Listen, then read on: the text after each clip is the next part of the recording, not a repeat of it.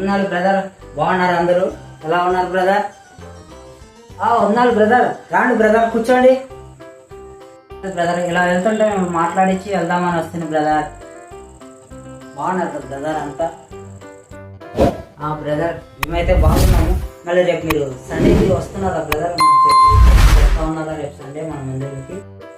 ఏం లేదు బ్రదర్, పోయిన వారం అంతా ఎక్కడ వర్క్ దొరకలేదు. రేపు సండే అర్జెంటుగా ఒక వర్క్ పడింది, అందుకని మందిరానికి రాలేకపోతున్నాను బ్రదర్. ఏం లేదు బ్రదర్, ఏమనుకోవద్దండి. మందిరానికి రావడం లేదంటే మీరు చాలా బాధ అవుతుంది. ఎందుకంటే ఒకప్పుడు నేను కూడా మీలాకట్లే ఎన్నోసార్లు వారం అంతా వర్క్ లేకపోగా సండే ఒకటే ఖచ్చితంగా వర్క్ వచ్చేది. వస్తే మన ఇంట్లోకి అతికి ఇబ్బందికి ఎంటికైనా హెల్ప్ అవుతుందని వెళ్ళేవాడిని.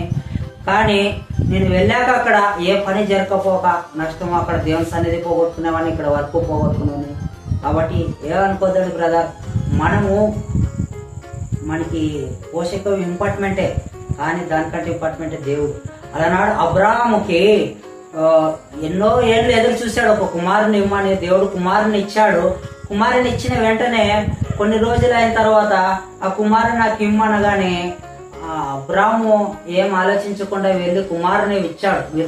ఆయన దృష్టిలో మన సంపద కంటే కుమారుడు లేక ఎంతో గొప్ప విలువైన కుమారుని ఇవ్వబోయాడు.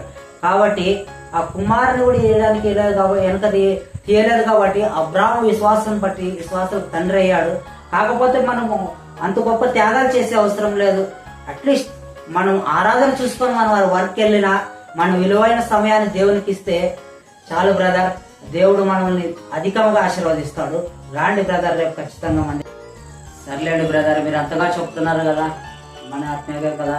ఖచ్చితంగా బ్రదర్, రేపు ఆరాధన చూసుకొని వర్క్ వెళ్తాను బ్రదర్.